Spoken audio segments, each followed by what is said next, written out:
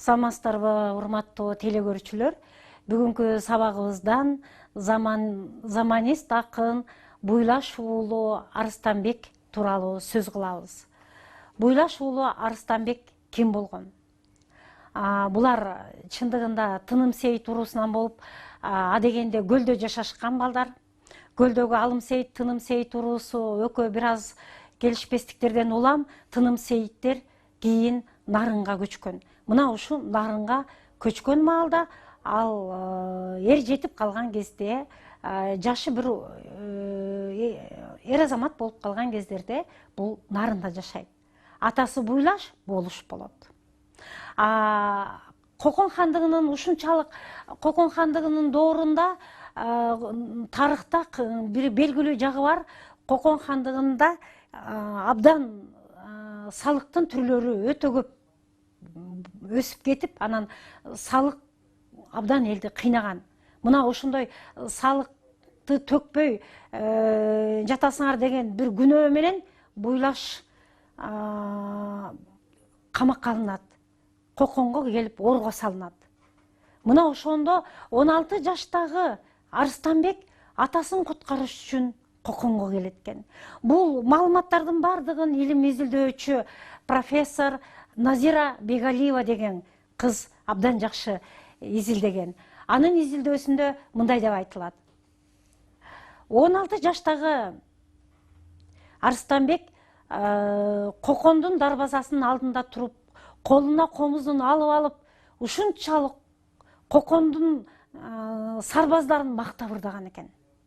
Кокондун бийлерин, кирип чыккан адамдардын көзүнө көрүнгөндүн баарын төгүп мактап ырдай берет. Ошентип мактап ырдап аткан күндөрдүн биринде кадимки айтылуу Алымбек датка аны көрүп калат. Чакыргылачы баланы, бул эмне үчүн бул жерде турат? Бир канча күндөн бери турат деп, анан Алымбек датка көрөгөчтүк кылып, аны жанына чакыртып алат. Чакыртып алып сураганда, мен Нарындагы болуш Буйлаштын баласымын, атамды салык төлөбөйсүңөр деп айдап келип орго салдыңар. Мен атамдын күнү эмне болот? Атамды бир эгер ыгы келсе куткарып кетейин деп артынан издеп келип отурам дейт. Ошондон баланын өтө зээндүү, тири карак экендигин байкаган Алымбек датка өзүнүн жанына, өзүнүн карамагына алып, күндө жакшынакай кийиндирип, тоюндуруп, эки жакта болгон чоң-чоң жыйындарга, аш тойлорго катыштырып, ырдатып, ыр төктүрүп, ушинтип ээрчитип жүрөт. Анан акыры бир күнү эл алдында Алымбек датка кадимкидей элге жар салып, бул Арыстанбектин тушоосун кесип берген экен. Элден бата алып берген экен. Ошондон кийин Арыстанбектин эмеси абдан катуу өркүндөдү дейт. Анан барып атасынын эмне үчүн камалып жатканын билип, анын качан камактан чыгараарын бардыгын байкап, анан тездетип Буйлашты бошотот экен. Арыстанбектин атасын. Мына ошондо Арыстанбекти жанына коюп, Буйлашка мындай деп милдеттендирет экен Алымбек датка. Буйлаш, мен сенин адилдигиң үчүн эмес, сенин ушул балаңдын таланты үчүн чыгарып атам дейт экен. Ошон үчүн мен сени куткарып, мөөнөтүнөн мурун чыгарып жатам. Сен эми ушул баланы токолдон туулган төшкө жатаар кул деп эсептебей, сен бул баланы бооруңа тартып, өз балаң болгондон кийин бул балаңды байбиченин балдарынын катарындай барктап карагының дейт. Байбиченин кайсы баласы келип саңа жакшылык кылып, момунтип артыңан келип издеди. Ал эми бул токолдон төрөлсө дагы артыңан келип атам деп боздоп турган жеринен мен тааныштым дейт. Мындан ары барганда муну неме кылбай, токолдун баласы деп жерибей, төшүнө түртпөй, балага жакшылап көз салып, талантына талант кошуп, көз кырыңды жакшылап салгының деп туруп, анан Буйлашты бошотуп, экөөнү аттандырып, анан Нарынга жөнөткөн экен. Арыстанбек Нарынга келери менен эле, Нарынга келип түшөрү менен эле дейт, аябай ырларды төгүп, бир дасыккан акындардай башкача төгүп калды дейт. көрсө, ал Кокондо жүргөндө, Кыргызстандын түштүгүндө жүргөндө бир топ так шалганын билет. Балким 1 жылга жакын жүргөндүр, мөөнөтү так жазылбай калыптыр, бирок мына ушу түштүк жеринде так шалып келгени илим изилдөөчү Назгүл Бегалиеванын изилдөөсүндө мына ушинтип айтылат. Эми бул жерде ар бир Кокондун сарбазын кантип мактагандары мисалдары менен берилген балдар. Ушунчалык даана документалдуу факты менен берилген. Мына ошондон кийин дейт Арыстанбек абдан чоң акындык жолго түшүп дейт, дасыккан акын болуп өтө элге бат таанылды дейт. Арыстанбекти биз эмне үчүн заманист акын дейбиз? Арыстанбек мына ушул Кокон хандыгы кулап, орус бийлиги Кыргыз жергесине келип, алар үстөмдүк кылып аткан мезгилдеги заман ырларын жараткан заманист акындардын бири. Мына ошол заман ырларына арналган ырынан мисал келтирип кетсек. Тар заман. Байыркы бала жаш чакта, кызыл өңүм ток чакта, кызыл сакалым жок чакта, карылардан көп уктук, уламадан сөз уктук, ошондо өңү сары көзү көк, орус чыгат дечеле, узун чөптүн баарысын оруп чыгат дечеле, кыска чөптүн баарысын коруп чыгат дечеле, аяламдын баарысын соруп чыгат дечеле, бул заманың кай заман? О журтум, ушул орус чыкканда 1-2 деп санаган тыйын чыгат дечеле, атасынан баласы кыйын чыгат дечеле, эки башы кайкайган кайык чыгат дечеле, мейли кадыр болом деп элечегин булгалап зайып чыгат дечеле, бул заманың кай заман? О журтум, улуу сонун баарысы чулук болот дечеле, кичи атанын баарысы улук болот дечеле, адамзаттын билгени амал болот дечеле, кыш көбөйүп жылынан жай азаят дечеле, карындагы жыйылган май азаят дечеле, короодогу айдаган кой азаят дечеле дейт. Мынакей балдар, орустар менен кошо биздин замандагы бейкутчулук турмуштун бузулуп, жут жака оорун абдан жакшы сүрөттөп берген. Узун чөптүн баарысын оруп келет дечеле, кыска чөптүн баарысын коруп келет дечеле деп айтып атат. Көрдүңөрбү? Атасынан баласы тапан чыгат дечеле, атасынан баласы кыйын чыгат дечеле деген салыштырууларды айтып атат. Этеги жок, жеңи жок, чапан чыгат дечеле деп. Көрдүңөрбү? Демек, бул сүрөттөөдө биз орустардын кыргыздарга келип өздөрүнүн мыйзамын, өздөрүнүн салтын күч менен киргизип, анан жакшы жерлердин баардыгын ээлеп алып, кыргыздарды байкуш мал салы менен тоо жака, чет жака өрт аяп айдаган учурларды аябай кыйын сүрөттөп жазат. Ошондуктан Арыстанбек Буйлаш уулун биз заманчы акын деп айтабыз.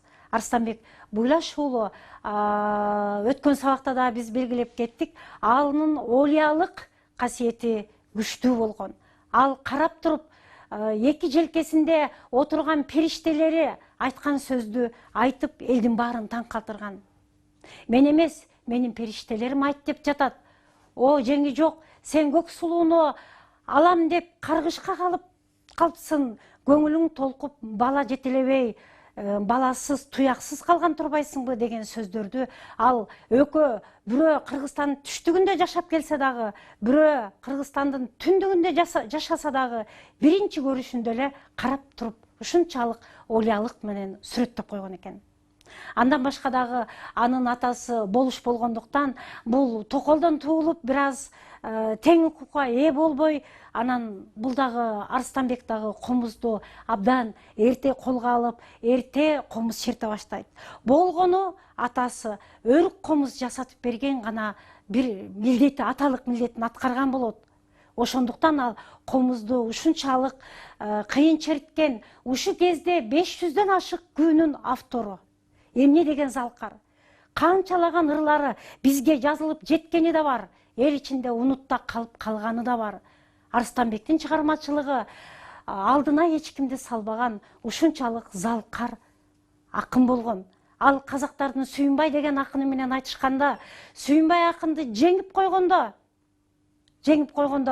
мына ошондо Сүйүнбай акын тергип кетет дагы, бий баласы деп айтат, кана бий баласындай болуп дейт, бий өргөсүндө болбодуң, бий өргөсүнө конбодуң, кайтарганың гой болду деп, ал тиштеп, аябай катуу ызалантып төгүп коет.